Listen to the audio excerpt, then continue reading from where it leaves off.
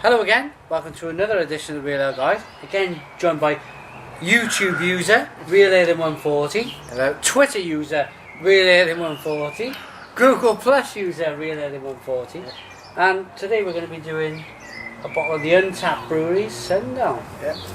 Have a little look. Now these guys are from Cardiff.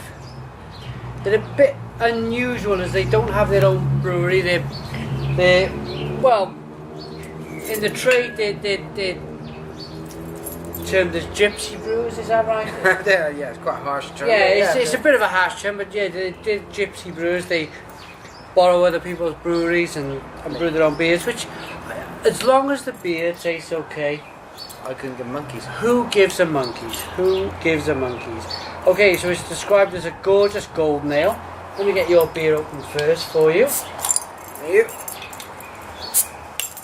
Let's see what we get. I don't think it's bottle conditioned. Just have that feeling. Let's give it a pour. Now, one of the best brewers of all time is a gypsy brewer. His name is McKellar. Have you heard of McKellar's beers? No, did you? But that's the name, is it? He's a Danish brewer, Okay. but he's actually quite proud of the term gypsy brewer. He joins all of these great big breweries in America. He'll just turn up on their doorstep. They know who he is and they'll start brewing a beer. He does the same in Denmark, Switzerland, Sweden, all over the place. Okay. All over the place. So yeah, I think, So the guys that own this place are Martin and Owen. You've met one of them, yeah? oh, it is bottle conditioned. I won't pour any more of that in for a moment. Yeah, I've met Martin, and the other guy's Owen, is it? Yeah, yeah. I met Martin in the BBC studios in Cardiff. We met outside. He was very, very kind enough to send me these lovely beers. No, I don't like in the sun. I do. I mean, I like golden ales. Yeah, I mean, you wouldn't guess. This is March. Yeah, this is it's unbelievable. end of March. But we're taking advantage of the very small circle of sun. It's just down at the bottom of the garden. Yeah, To take advantage of what a golden ale should be enjoyed with and by. It's a great summer ale, isn't it? it really is. It really is, and it's described on the bottle. It's perfect. It's golden in colour. It's a one finger head. It's slightly frothy in the head. It's all very nice. Quite lazy movement on the bubbles. Yeah. My bottle has got quite a bit of my beer looks quite different to yours in the fact that I've got quite a bit of sediment there moving through the glass, but for me that is perfect. I don't mind that whatsoever. Your glass of beer there is a bit cleaner. I think I've just whacked that in a bit slower, Yeah. which is why the head hasn't done quite the same thing. I don't know if you can see that there, but should we get the nose? Yeah.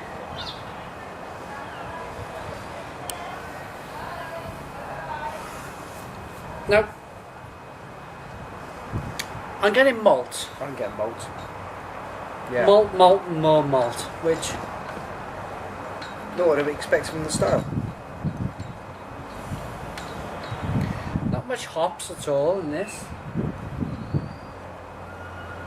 But the malt will colour the beer. The malt is used to colour the beer. The hops are mainly used in the flavour, so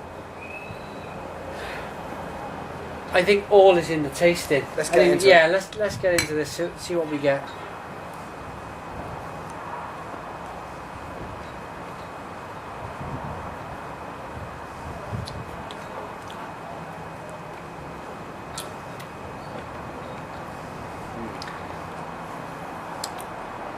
There's biscuits. Yeah. This for me is a bit like some of the I don't know what the term is for. I'm thinking about it. But some of the more West Country ales where they're great supping beers. Yeah. If the camera wasn't on now, and I didn't have to talk about this beer, I probably wouldn't want to. I'm not saying that in a bad way. I'm just saying the sun is shining. You just want to enjoy it for what it is. Exactly. Yeah. Exactly. There's not a massive hop presence. No.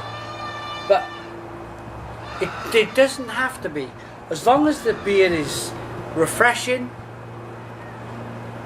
it's got a there's a nice malty flavours to There's this. backbone to it as well too.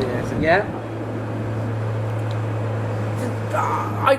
I'm not one of these people to sit here in a chair and say, oh, you know, there's not a lot going on with this beer.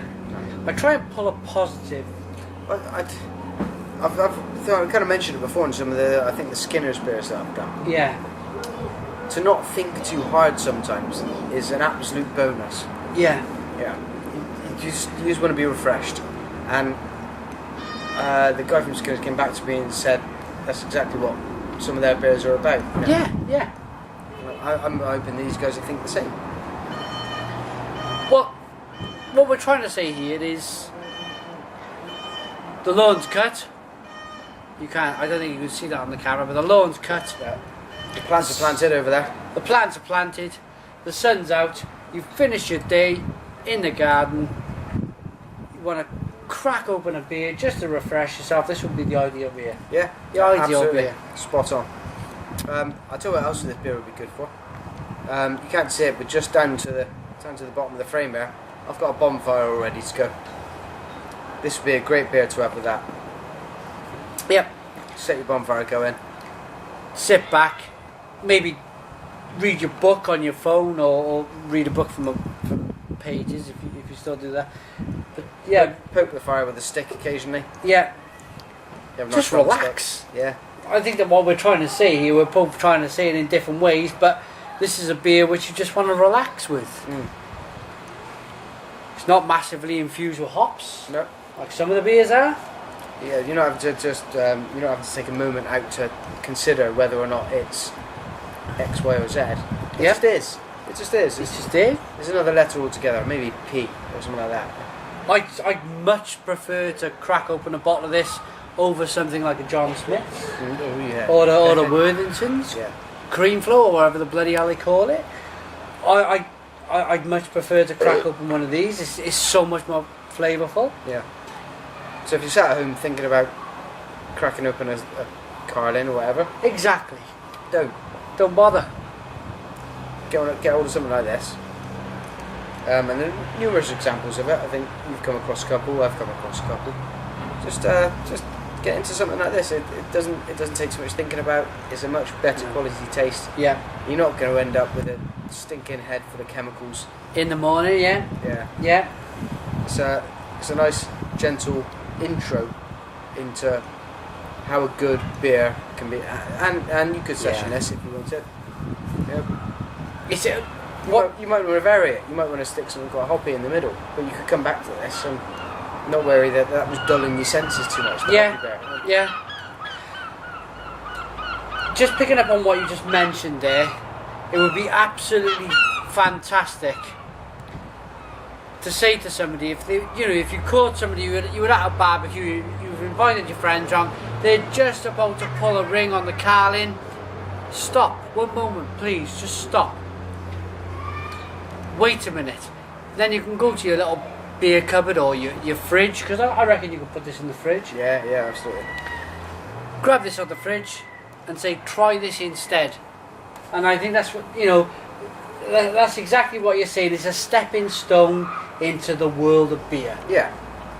It's not going to scare off, people who are used to borrow Terry's phrase, the Popsy McLagers. Yeah. It has enough of a resemblance to a nice kind of carbonated, refreshing drink that you'll still be able to appreciate the malt. And some lagers are brewed that way, with a slight maltiness. This just steps it up a little bit more, and the body and the taste is better. It's more abiding. You're not just left with a chemical taste at the end. It's good stuff. It's the way they brew beer for hundreds, if not thousands of years in this country, and there's nothing wrong with it. Okay, I think we're at the stage now where I'm going to ask Chris to rate it. It says on there, you can savour the soft, subtle flavours and long, refreshing finish. They're absolutely spot on with that. Spot on. As a post-barbecue beer, I'd be happy to go with an 8. As a kind of everyday kind of beer, would I crack this open on an evening as a kind of a bit of a special event, which I often do with beers? I'd go with 7.5. Yeah, somewhere between 7.5 and 8. Yeah, I'm pretty relaxed. Yep. I'm gonna give this a 7. It's a solid 7. Yeah. It's exactly what we've been talking about the last 7, 8, whatever we are minutes in. It's just something which is just moves a lager drinker or even an ale drinker that don't want to pull out a load of flavour or the hops. It's what they, it's that beer. It's an introduction beer. I think that's what it's called. Yeah. I think that's what I'd like to call it. We're burping and slurring, and we've done a few. We've had a few beers, but I mean, That's yeah, okay. Yeah. it's okay. It's okay. It's a barbecue. It's March. It's March. It's boiling. It's about 30 degrees in March. Thanks for joining me, Chris. You're welcome. I'm babbling on now, so I'm going to make a move. Thanks for watching, and cheers.